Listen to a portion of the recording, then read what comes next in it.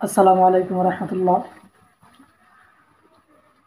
Hello guys, চলেন আজকে আমরা কাওয়া কাদিরকে নিয়ে একটা মজাদার গজল শুনে আসি। তো চলেন আমরা কাওয়া কাদিরের সেই মজাদার গজলটা শুনে আসি। ভালো হয়ে যাও মাসুদ, তুমি এই কথাকে বলবে আর পালিয়ে গেল কাওয়া কাদের, কেউ জানে না খবর তার।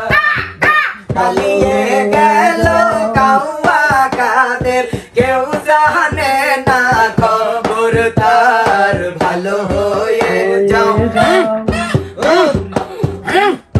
ভালো হয়ে যাও মাসুদ, তুমি এই কথাকে বলবে আর পালিয়ে গেল কাওয়া কাদের, কেউ জানে না খবর তার।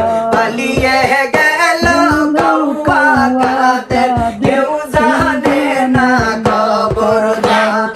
ফকরুল সাহেব কাওয়া কাদের আপনার বাসায় গেছেনি, ঠাকুর গাঁয়ের বাসায় আপনি থাকতে তারে দিছেন নিয়ে, থাকতে তারে দিছেন নিয়ে।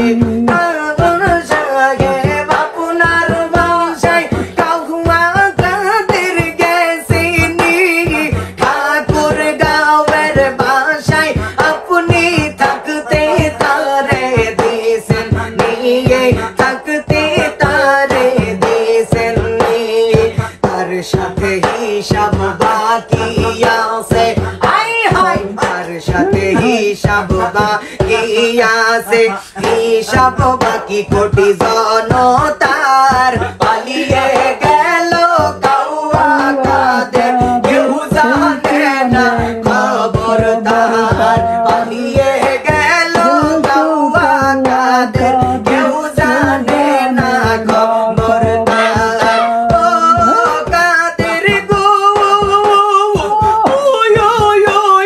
মাশাআল্লাহ, তোর সাথে মধুওয়ালা বনে কি কথায় না ছিল, হঠাৎ করে কাওয়া কাদের কই পালাইয়া গেল। মাশাআল্লাহ, হঠাৎ করে হাসিনার কাওয়া কই পালাইয়া গেল। আই হায় মাশাআল্লাহ, আই হায়, আই জালালি, আই হায়।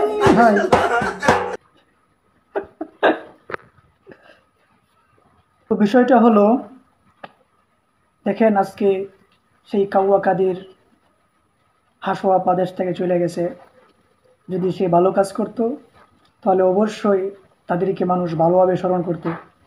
মানুষদের উপর, আলেমদের উপর নির্যাতন করার কারণে আজকে তাদেরকে টিটকারিমূলক তাদেরকে স্মরণ করা হইতেছে। একদম আজ থেকে শুরু করে আমার মনে হয় 3 থেকে 4 প্রজন্ম পর্যন্ত এই কাওয়া কাদির হাসোয়া পাকে সবাই মনে রাখবে। তো এই জন্যই কবি বলেছিল যে, এমন জীবন করো গঠন, মরিলে হাসিবে তুমি, কাঁদিবে ভবন। যদি আজকে তারা ভালো করতো, মানুষের সাথে ভালো ব্যবহার করতো, উলামা একরামদেরকে ভালো ব্যবহার করতো, উলামা একরামদেরকে জেল হাজতে না নিত, তাহলে অবশ্যই মানুষ জাতি তাদেরকে ভালোভাবে স্মরণ করতো।